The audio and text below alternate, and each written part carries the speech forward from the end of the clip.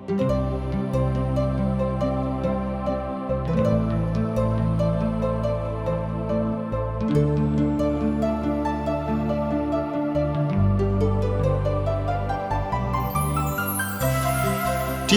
से प्रसारित जिंदगी की राह कार्यक्रम में आप सबका स्वागत बा। ई कार्यक्रम सबकरा खातिर बा जे की तरह तरह की विपत, उलझन और अशांति में पड़ के सही रास्ता से भटक गए होखे और उनके पता ना होखे कि जिंदगी का सही रास्ता कौन है। तो दर्शक भाई बहन, बाइबल में जिंदगी का सही मार्ग बतावल गईल बा। कृपा करके देखी और सुनी कि परमेश्वर क्यों ना तरह आप सबके अगुवाई करतने। प्रिय मित्र, परमेश्वर के नजर में केहू धर्मी नहीं खे। दूसरा ओर परमेश्वर हर एगो आदमी के कार्य के अनुसार फल दी है। प्रकाशित वाक्य 2 अध्याय के 23 पद में हम पढ़िना कि मन और दिल के जांचे वाला हम हई और हम तोहरा में से हर एगो के उनका कार्य के अनुसार फल देव। ई कथन प्रभु यीशु के है। पर हमने के पिछला कार्यक्रम में रोमियो 3 अध्याय के 1 से 8 पद में पढ़ ले रही जा कि आदमी के अविश्वास परमेश्वर के विश्वास योग्यता के व्यर्थ नहीं ठहरा सकत। परमेश्वर हर दशा, हर परिस्थिति में अपना कार्य के अपना बनावल गईल योजना के पूरा करेलन। आदमी के उद्धार की योजना परमेश्वर पिता के योजना है और रउआ जानतानी कि आदमी लाख विरोध कैला पर भी परमेश्वर अपना यह योजना के पूरा करेलन। परमेश्वर के बेटा अपन प्राण कलवरी के क्रूस पर बलिदान दे दिहलेन, यानी कि अपन जान दे दिहले और वो कब्र में गाड़ल गुलन तथा तीसरा दिन जिंदा भगोले। अब परमेश्वर के ई घोषणा है, जे केहू उनका पर विश्वास ले आई उ नाश ना होई पर अनंत जिंदगी पाई।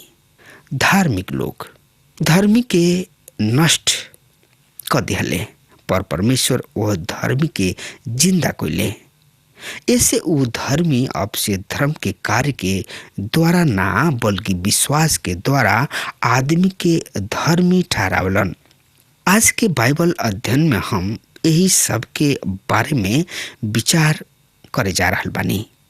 मित्र, रोमियो 3 अध्याय के 21 से 31 पद में 2 तरीके धार्मिकता हमने के सामने आवता। पहल का है परमेश्वर के धार्मिकता, दूसर का है आदमी की धार्मिकता।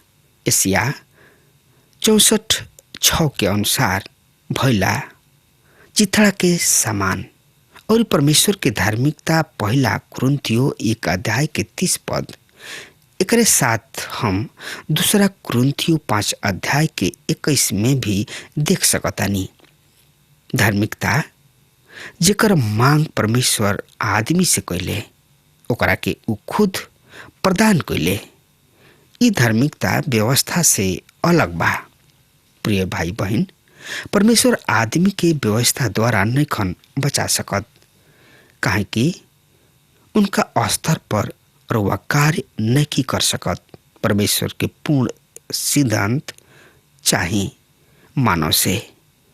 हम और रउआ व्यवस्था से शुद्ध नहीं जा हो सकत और ना व्यवस्था हमनी के सिद्ध बना सकता। ऐसे वो हमनी के व्यवस्था द्वारा नहीं बचा सकत, जेकर गवाही व्यवस्था तथा नबी देले। एकरा से मतलब ई बा कि व्यवस्था अर्थात मूसा के व्यवस्था के केंद्र खून के बलिदान रहे। उनकर गवाही व्यवस्था खुद देले और ई बलिदान प्रभु यीशु मसीह की ओर इशारा करेला। पर ई बलिदान अधूरा बलिदान रहे, सिद्ध बलिदान ना रहे, काहे कि जानवर पशु के खून आदमी के छुटकारा कबहू नहीं कर सकत। प्रिय मित्र, पर प्रभु यीशु के बलिदान सिद्ध बलिदान है, निष्कलंक, निर्दोष और साफ सुथरा तथा पवित्र बलिदान है।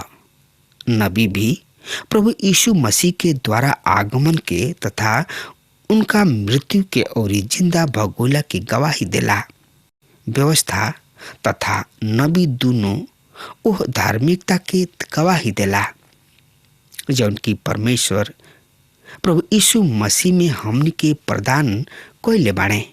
प्रिय मित्र, और जानकारी खातिर रउआ हमरा संगे पढ़त, सोचत, समझत, विचारत चलत चली त पढ़े, सुने, समझे खातिर रउआ हमरा संगे अपन पवित्र शास्त्र बाइबल निकाल ली। और जेकरा किने पवित्र शास्त्र बाइबल नहीं खे त रउआ जल्दी से जल्दी हमरा किने लिखी कि हम रउआ के पवित्र शास्त्र बाइबल भेज सकी। मित्र, और जेकरा किने पवित्र शास्त्र बाइबल बा उ कृपया हमरा संगे निकाल ले। रोमियो के पत्री 3 अध्याय 22 पद एह तरी से बखान कर रहल बा, यानी कि चर्चा कर रहल बा, अर्थात परमेश्वर के उ धार्मिकता जे प्रभु यीशु मसीह में विश्वास के द्वारा सब विश्वासी करे वालन के खातिर है। कुछ भेद तो नहीं खे मित्र। मसीह की धार्मिकता विश्वास के द्वारा हमरा के मिलेला। व्यवस्था के अंतर्गत परमेश्वर आदमी से कुछ धार्मिकता के मांग के पर अनुग्रह के अंतर्गत उ आदमी के धार्मिकता प्रदान कइलन। संक्षेप में हम यह तरी कह सकतानी कि परमेश्वर जौन की आज्ञा देले या मांग करेलन या प्रबंध भी खुद करेलन। ए तरी जौना से धार्मिकता के हम देख रहल बानी उ कार्य द्वारा ना बल्कि विश्वास द्वारा है। आई यही अध्याय के 22 और 23 पद के पढ़ लिहल जा फिर से। अर्थात परमेश्वर के धार्मिकता जौन की प्रभु यीशु मसीह में विश्वास के द्वारा सब विश्वास करे वालन के खातिर बा। कुछ भेद नइखे, ऐसे कि सब पाप कइले बा और परमेश्वर की महिमा से रहित बा। प्रिय मित्र, परमेश्वर के महिमा से एकरा से तात्पर्य ई बा कि परमेश्वर के समर्थन अर्थात स्वीकृति से रहित। मित्र, जौना समय प्रभु यीशु से लोग सब सवाल कइले कि हम धार्मिकता के कार्य कैसे कर सकतानी, तब प्रभु यीशु जी इस सवाल के जवाब एह तरी दे रहल बाणे।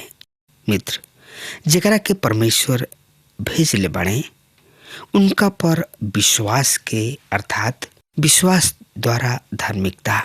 मित्र, एक विद्वान आदमी के कहनाम बा, आशा जौन की रउआ मसीह में राखी ना उ रउआ के ना बचाई, बल्कि मसीह रउआ के बचावे वाला हवे। ई विश्वास ना जौन की रउआ के बचावेला, ई एगो मुख्य साधन है, पर ई मसीह के कीमती खून और उनकर योग्यता है जौन की रउआ के बचावेले। प्रिय मित्र, परमेश्वर के धार्मिकता कपड़ा रूप में स्वर्ग से आवेले, पर उ केवल उनका पर ही उतरेले जौन की परमेश्वर पर विश्वास करेलन, जौन की परमेश्वर द्वारा कोइल गोइल उद्धार के ओह कार्य पर विश्वास करेलन, जौन की उ अपना बेटा द्वारा ओह कलवरी की क्रूस पर संपन्न कइले, जौन की अद्भुत कार्य उ अपना बेटा के पुनरुत्थान द्वारा पूरा कइले। प्रिय भाई और बहनी लोग, ई धार्मिकता के कपड़ा विश्वास ले आवे वालन के मिलेला तथा प्राप्त होला, पर साथ ही परमेश्वर इहो कहताणे कि ई प्रत्येक आदमी के खातिर उपलब्ध बा, अर्थात जौन की प्रत्येक जौन की उनका पर विश्वास ले आवेलन। प्रत्येक का है काहे कि सब पाप कइले बा और सब परमेश्वर की महिमा से रहित बा। आदमी वापस में एक दूसरा से बढ़िया हो सकता।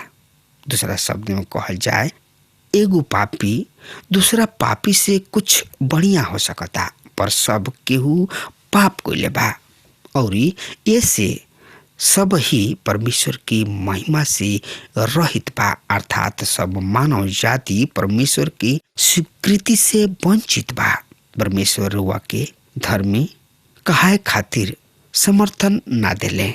अब मनुष्य परमेश्वर की मांग तो पूरा ना करे चाहेलन, पर ऊ कुछ दूसर करे के प्रयास करलन, कोशिश करलन। उन्हीं लोग ये परमेश्वर के अस्वीकार करलन। ऊ अपना खातिर एगो ऐसन ईश्वर चुन लेहले जौन की योजना और इच्छा के अनुसार करे और अपना गढ़ल ईश्वर की उपासना कइले। मित्र, जैसे कि एगो आदमी शेर पालेवा चाहता, पर ऊ एगो कोशिश प्रयास से उनका के शेर पाले खातिर ना मिलल कि ऊ आदमी शेर के पालो।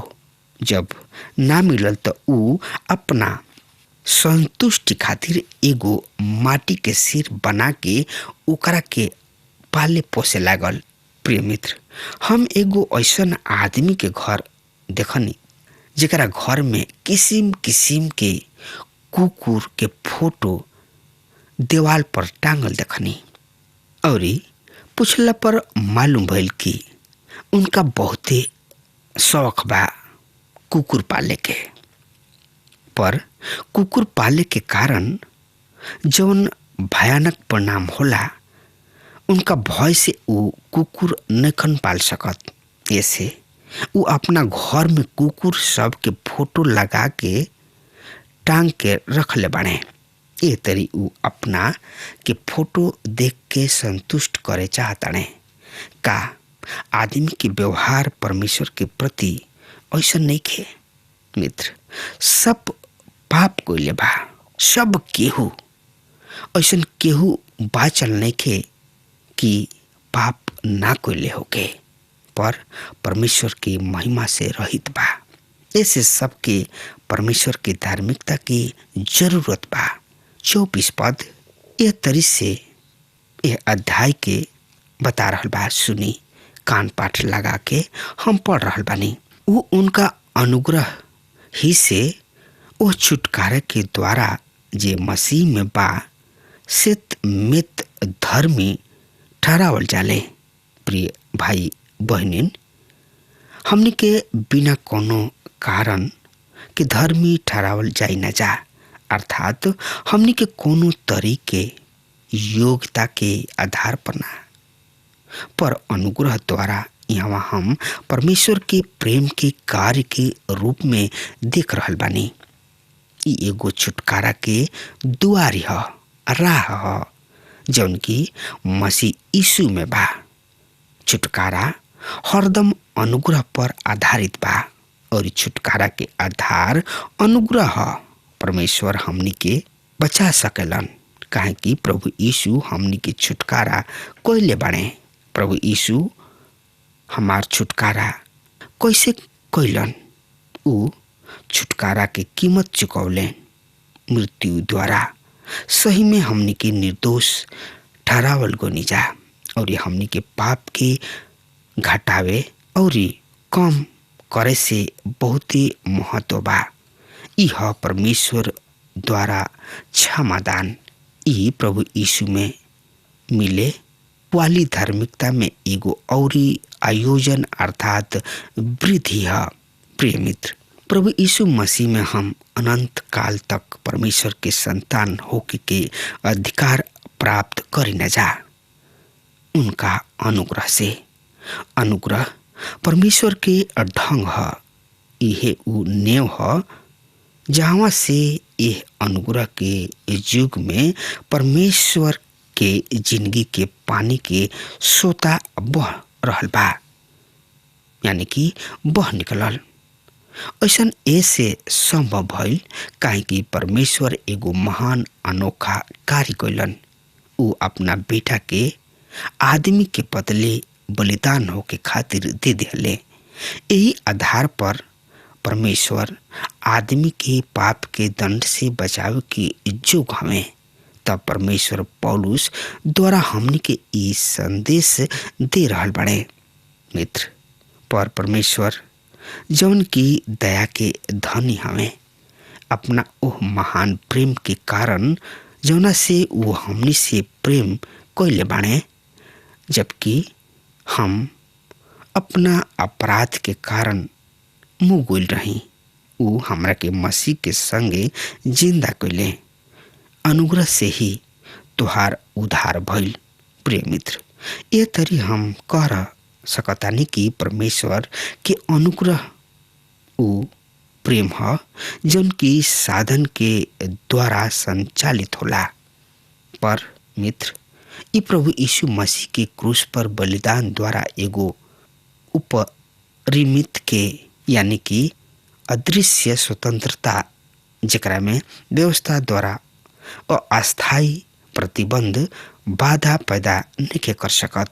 प्रिय भाई बहन, ये तरी परमेश्वर ये भूमंडल पर आदमी तक पहुँचे खातिर आजाद बाणे, स्वतंत्र बाणे कि उनकर प्रत्येक गंभीर आवश्यकता के पूर्ति कर सके। रउआ काहे ना होखी परमेश्वर राउर सहायता के पूर्ति कर सकेले।